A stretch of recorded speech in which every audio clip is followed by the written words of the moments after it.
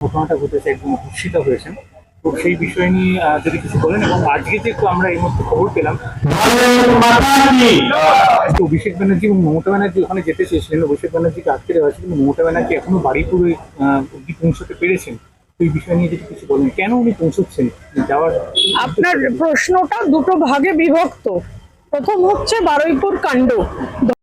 পৃথিবীর যে কোনো জায়গায় হোক না কেন, যার সাথেই হোক না কেন, অত্যন্ত জঘন্য, নারকীয়, নিন্দনীয় একটা ঘটনা।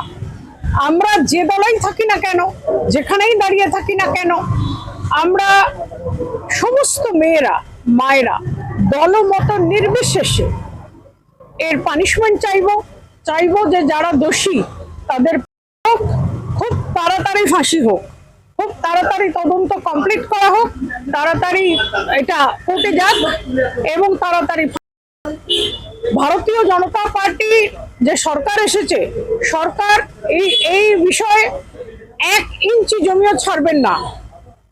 দোষীদের শাস্তি দেওয়ার জন্য সবকিছু ব্যবস্থা নিয়ে তাড়াতাড়ি শাস্তি হবে, এটা মানুষ দেখবে।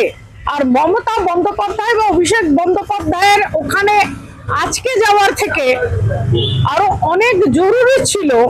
যখন হাঁসখালিতে হয়েছিল, যখন দুর্গাপুরে হয়েছিল, যখন আরজি করে এত বড় ঘটনা ঘটলো, যখন পার্ক স্ট্রিট ঘটলো, তখন সেগুলোকে ফেলে দিয়ে ছোট্ট ঘটনা যারা বলেছিলেন, যারা তখন দৌড়ে যাননি, যারা সান্ত্বনা দিতে পারেননি মানুষকে, যারা মানুষের বিশ্বাস ভরসা ওই দুর্দিনে অর্জন করতে পারেননি অনেক ক্ষমতার শিখরে থেকেও, তাদের আজকে মানুষ বিশ্বাস করে না।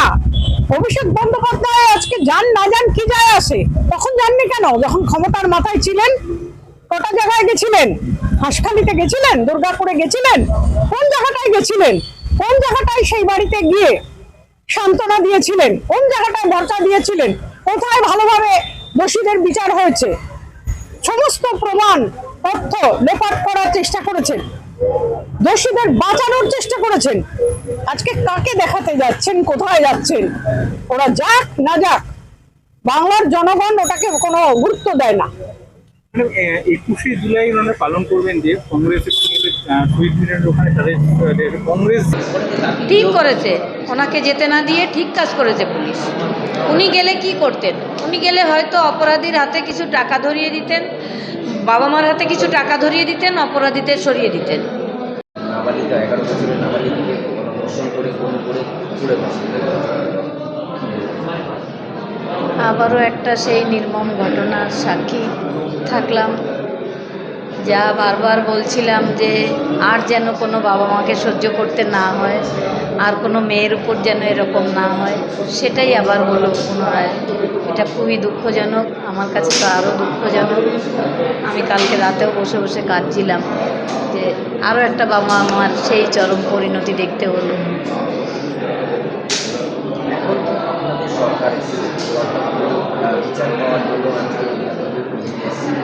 নতুন সরকার এসেছেন, বিচার হবে, বিচার আগের মতো আর ওরকম হবে না, কঠোর হস্তে দমন করা হবে। কিন্তু বাবা মা কী পাবে? বাবা মার যে শূন্যতা, সেই শূন্যই থেকে যাবে। আমার মেয়েরও আমি বিচার পাবো, কিন্তু কি পাবো? ঘরে আর আসবে মেয়েটা তো আর মা বাবা বলে ডাকবে না। কেন হবে এরকম ঘটনা?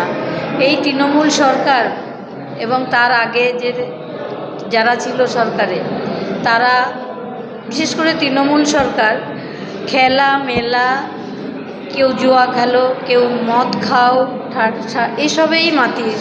স্বাস্থ্য, শিক্ষা, মানুষকে বেড়ে ওঠার যে জিনিসগুলো, সেগুলো দেওয়া হয়নি বিগত বছরে।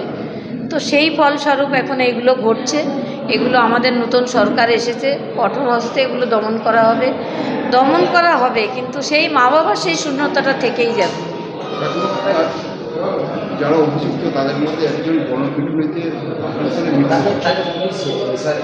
নেওয়ার পর তাকে ছেড়ে দেওয়া হয় বলে এরকম অভিযোগ, এবং স্থানীয় মানুষরা তাকে গণপিটুনি দিয়ে মেরে ফেলে। আসলে মানুষ আরজিকর ঘটনাটা দেখে মানে খুব এত অ্যাগ্রেসিভ হয়ে গেছে যে ওনাকে আর ছাড়েনি। ছাড়লে হয়তো পালিয়ে যাবে বা কিছু হবে, মেরেই ফেলেছে লোকে। তবে এটা কাম্য নয়।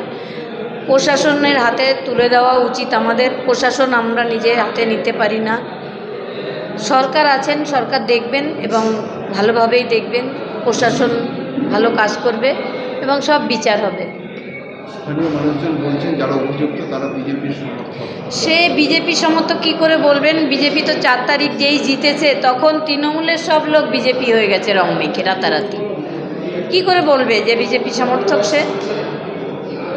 হঠাৎ করে আমার পাশে যদি দেখেন আপনারা, এখন তৃণমূল দাঁড়িয়ে আছে, আমি বুঝতে পারি না, কিন্তু ওরা তৃণমূল করতো আগে, এখন তারা বিজেপি করছে। এই যে এখন কতগুলো প্রোগ্রাম ছিল, আজকে ডক্টর শ্যামাপ্রসাদ মুখার্জির জন্মদিন, তাকে স্মরণ করে আমরা তার যে বাংলার প্রতি যে ভালোবাসা, তাকে আমরা সম্মান জানালাম, তাকে শ্রদ্ধা জানালাম। সেই দিনেও আমাদের এটাও দেখতে হচ্ছে। সেখানে কত লোক বিজেপির আমার পাশে এসে, তৃণমূলের আমার পাশে এসে ফটো তুলছে। হয়তো আমার দলের কর্মীরা রয়েছে, তার মধ্যে 2 জন তৃণমূল রয়েছে, তো আমি কিভাবে বুঝবো সেটা তৃণমূল না বিজেপি? ওরকমই ব্যাপার হয়েছে। মমতা ব্যানার্জি মুখ্যমন্ত্রী পরিবার তলে ইচ্ছা প্রকাশ করেছিল, তারপরে পুলিশ তাকে ঘেরাটো করে আদালতে অভিযোগ করে যে তাকে ঠিক করেছে, ওনাকে যেতে না দিয়ে ঠিক কাজ করেছে পুলিশ। উনি গেলে কি করতেন? উনি গেলে হয়তো অপরাধীর হাতে কিছু টাকা ধরিয়ে দিতেন, বাবা মার হাতে কিছু টাকা ধরিয়ে দিতেন, অপরাধীদের সরিয়ে দিতেন। উনি তো এতদিনে তাই করেছেন এবং আমার মেয়ের ক্ষেত্রেও তার অন্যথা হয়নি। উনি নিজে স্বাস্থ্যমন্ত্রী, উনি কেন বিচার দিলেন না? কেন অপরাধীরা আড়াল করলেন? জনগণের কোটি কোটি ট্যাক্সের টাকা কার জন্য খরচা করলেন? শুধু একজন সিভিক ভলেন্টিয়ারকে বাঁচানোর জন্য? এটা কেউ বিশ্বাস করে না। এক্ষেত্রে কি শাস্তি হবে? অবশ্যই শাস্তি হবে। সরকার কঠোর হস্তে এসব দমন করবেন এবং নারীদের জন্য সরকার অনেকগুলো প্রকল্প এনেছেন, সেগুলো হবে। কিন্তু মানুষকেও কি বলবো, আর ছেলেরা মেয়েরা বাচ্চাদের ছোটবেলা থেকে একটু শেখানোর প্রয়োজন রয়েছে পরিবারের। এই ধরনের ঘটনা কি আর আগামী দিনে কাম্য? কোনো দিনও কাম্য না। এটাও কাম্য ছিল না, এটাও কাম্য ছিল না, কিন্তু হয়েছে। আমি তো সেই 2 বছর ধরে বলে যাচ্ছি, কোনো মেয়ের উপর যেন এরকম না হয়, কোনো মেয়ের যেন স্বপ্ন হারিয়ে না যায়, কোনো বাবা মার যেন এরকম কষ্ট সহ্য করতে না হয়, কিন্তু সেটা তো ঘটছেই। তৃণমূলের বিষ বৃক্ষের ফল এটা অত তাড়াতাড়ি যাবে না।